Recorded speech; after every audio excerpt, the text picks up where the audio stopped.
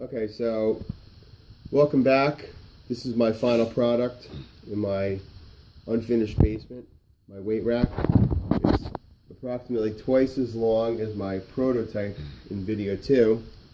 It's about 51, 52 inches long to accommodate the weights that I have. The top shelf has weights 3 pounds through 20. The middle shelf is 25 through 40. And then I made a bottom shelf that had the space available to accommodate accessories for push-ups and stretching and things like that.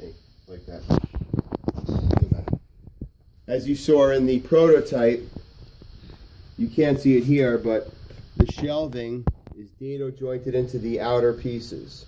So I cut a groove in here, a 3/4 inch groove, and all the shelving is locked into place for strength.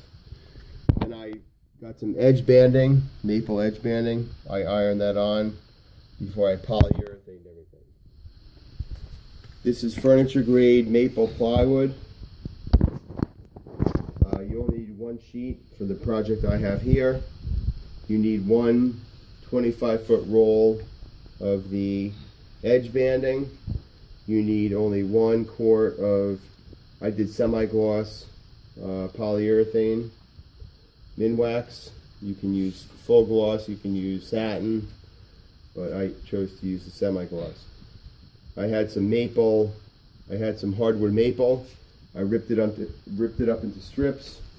And if you look close here, if you notice the weight has since it has a hexagon shape, I ripped one side of these at 45-degree angle, both pieces, and the weights kind of like lock into place there. When you're done with them, you put them down.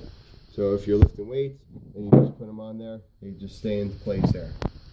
You could do straight pieces, but the 45-degree angle kind of seems to assist in keeping them intact a little bit better. I did the same thing on the bottom here.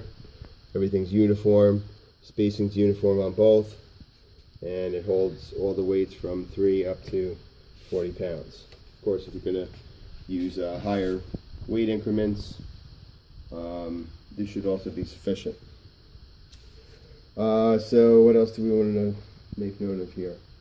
So 3/4 inch birch furniture grade plywood.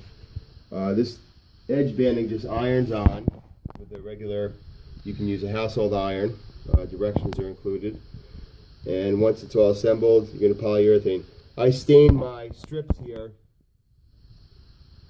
a darker color, just for contrast. You know, you can do whatever you want here. I mean, I just did this for, you know, my own personal preference. But if you look underneath the top 2 shelves where the weights are held, you will notice what I did was I took some scrap. This is like solid. Can you see it there? Okay. So we have some solid pieces of wood here, and they run the entire length of the top and bottom shelf, and I glued, clamped, and I screwed them in here. This is not finished work here, this is just merely for strength and stability. And this is going to prevent any sagging of the top and bottom shelf and the weight sitting here over time. Okay? So that's what I did here. These are actually, these are actually strips from an old bleacher. This is, you can see the old polyurethane, but it's going to prevent this from sagging. And if you come back up here again, we can talk really quick. Okay, so these pieces here, these were glued down with wood glue, and I just used some finish nails down the row to hold them in place, a little wood filler before I stained them. Alright, if you come over here, last thing,